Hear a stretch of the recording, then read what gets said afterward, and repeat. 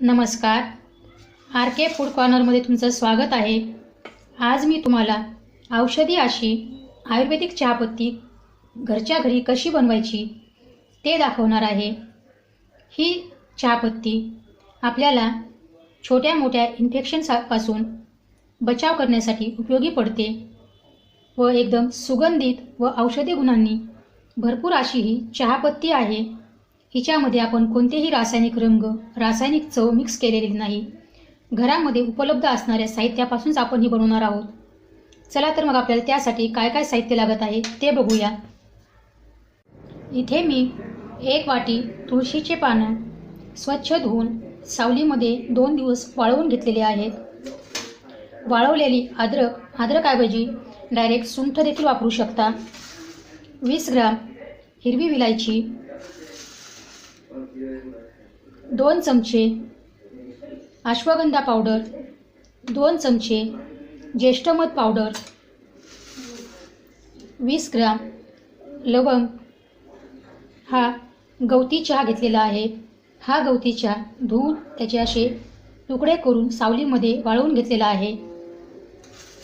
Ashwagandha powder आणि ज्येष्ठ मध पावडर ही तुम्हाला कोणत्याही पतंजली स्टोअरमध्ये किंवा कोणत्याही आयुर्वेदिक जडीबुटीच्या दुकानामध्ये सहज मिळते. गवती चहा कोणत्याही भाजीवाल्याकडे तुम्हाला सहज मिळेल.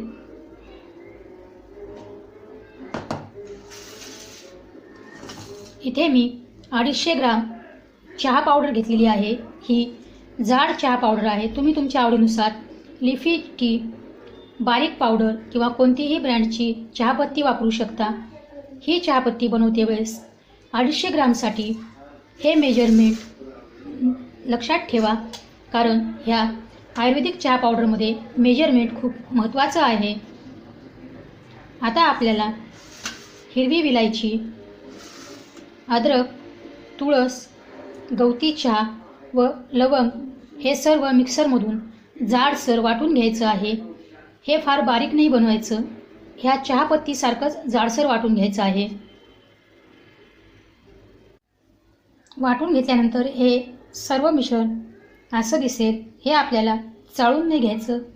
हे आता वाटून घेतलेले तुळस, अद्रक, गवती चहा, हिरवी विलायची, लवंग हे सर्व आपल्याला हे ज्येष्ठ मध व अश्वगंधा पावडरसोबत ह्या चहापत्तीमध्ये व्यवस्थित मिक्स करून घ्यायचं आहे. हे सर्व मिश्रण व्यवस्थित मिक्स करून घ्या. मिक्स केल्यानंतर हे मिश्रण हवाबंद डब्यामध्ये भरून ठेवा, म्हणजे जेणेकरून ह्यातील सर्व औषधींचा सुगंध जाणार नाही. ह्यामध्ये वापरलेल्या प्रत्येक घटकाचे औषधी गुण मी व्हिडिओच्या खाली डिस्क्रिप्शन बॉक्समध्ये दिलेले आहेत, ते तुम्ही नक्की वाचा. ह्या चहापत्तीमुळे आपली प्रतिकारशक्ती वाढते व घसा खवखव करणे, अंग दुखणे, डोके दुखणे, छोटे मोठ्या इन्फेक्शनपासून आपल्याला बचाव करण्यासाठी उपयोगी पडते. आता पावसाळा आहे तर ही चहापत्ती तुम्हाला नक्की उपयोगी पडेल.